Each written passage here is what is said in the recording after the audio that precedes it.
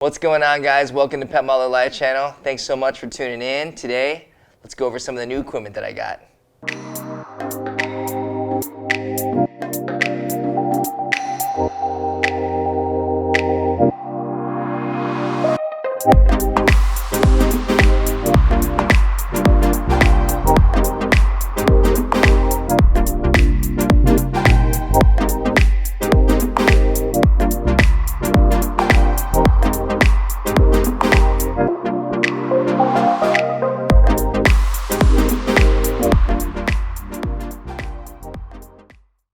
What's going on, guys? Originally I wanted to do a plumbing video today, but as I was building the Clara C, I found out that I'm missing an adapter. So this elbow right here is actually a metric size elbow. So I had to order an adapter that connects 1-inch PVC to a 32mm pipe.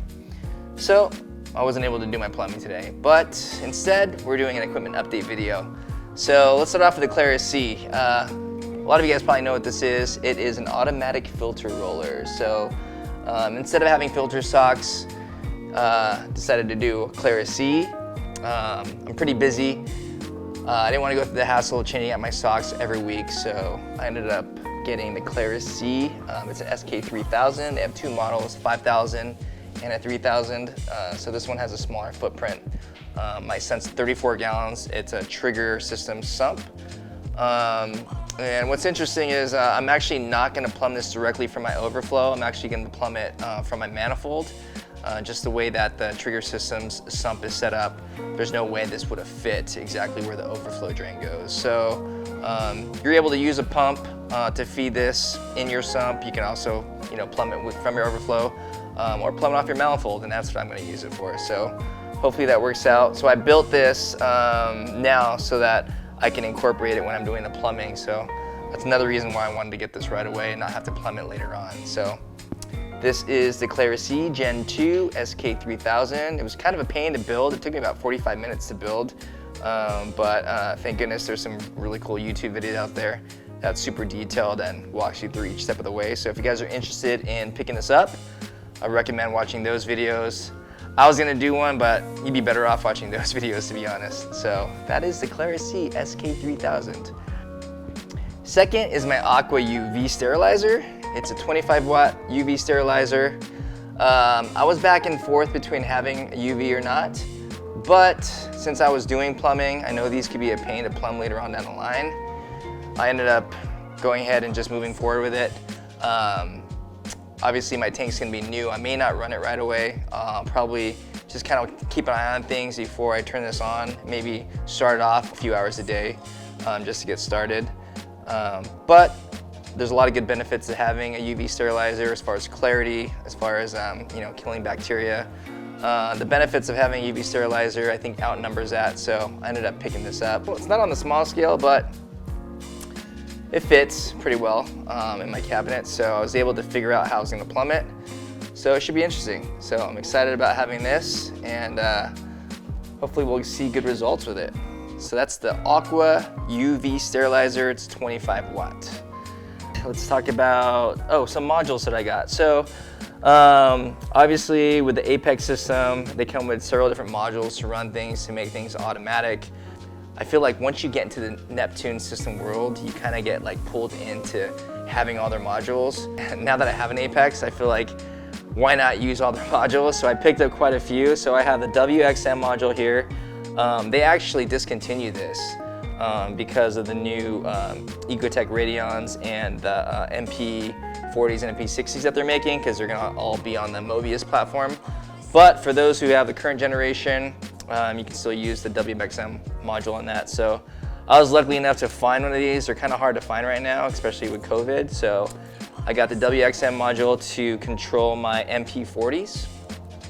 This is really important. The FMK FMM module, it basically allows you to hook up various different flow modules. I actually picked up two because each module has 4 outlets on it. I have a total of 4 1-inch flow sensors just because I need to have a flow sensor for the UV sterilizer. I also have a sensor for the Clara C, and then I have 2 more that are going to my return back into the tank. So I have a total of 4 1-inch flow sensors. So that takes up basically all of one FMM module. But in the future, I do want to include leak detectors, and I also have a solenoid valve right here, and that also runs in the FMM module. I have the solenoid valve because I actually got rid of my Tinsy oscillator, and I'm gonna do a gravity-fed auto top-off system from my saltwater mixing station. So instead, I'm doing the solenoid along with a float valve as a backup. So that eliminated me from having to use the Tinsy oscillator. So I ended up selling that. So here's the optical sensor, which will be working in tandem with the solenoid, and it'll be controlled with the apex. So I picked this up. It's an adjustable float valve from Eshopps.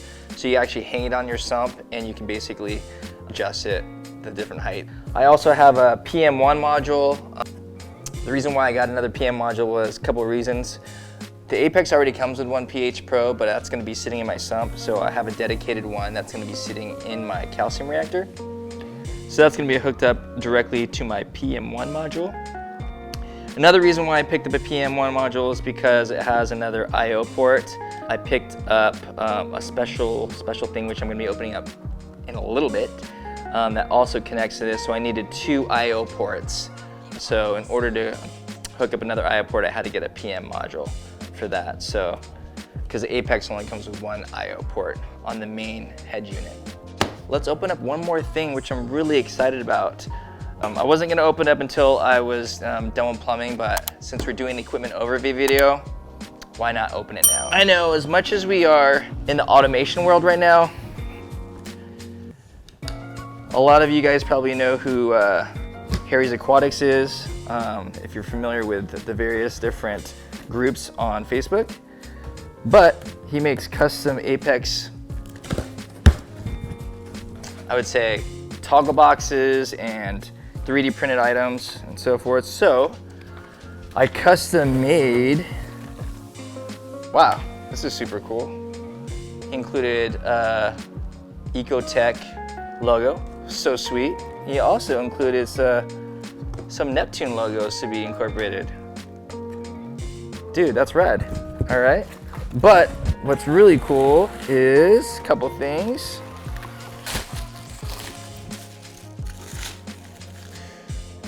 Sweet voltage meter. So I have a Ecotech battery backup, and this is gonna plug in directly to that, and it's gonna show how much voltage I have remaining in the battery. So that's super cool. And it's also the same size as the modules for the apex. Now this one I'm super excited about is my custom toggle box. So as much as we want to control everything via apex, I want to be able to manually shut on and off things. So these are all LED switches that can manually shut on and off pieces of equipment, and I can use these buttons for different controls like feed modes and basically set timers to different equipment. I can get those programmed, and just in case something happens to my system and I'm not home, or if I need to shut everything off, got the emergency stop button right there. So this is super cool. This is gonna be mounted on my control panel, which I'm gonna be working on after plumbing. So, dude, super stoked. Shout out to Harry's Aquatics. Dude's the man, he figured it out and made it work. So I'm excited to get this installed. So I guess that's pretty much it. That is an overview of some new equipment that I have. Next video is gonna be about plumbing. I'm super excited, we're almost there. We're gonna get the tank wet soon, and hopefully you don't have any issues with leaks, but that's a whole new deal. So thank you so much guys for watching. We'll catch you on the next video. Whoa, whoa, whoa, whoa, whoa. Stop the music, stop the music. How can we forget about one important piece of equipment that I got? It's the Propeller Breeze 3 from GHL. It's a 6-fan unit, super slick. It's gonna be mounted just above my overflow, directly down to my tank. With summer coming around, you just never know with this temperature. We keep our house between 72 to 76 degrees, and my nano tank's kind of struggling at the moment. It's in like the low 80s. So I want to make sure this tank stays at 78 degrees solid throughout the year. So I'm sure the Propeller Breeze 3 should solve that. keep it cool throughout the summer months.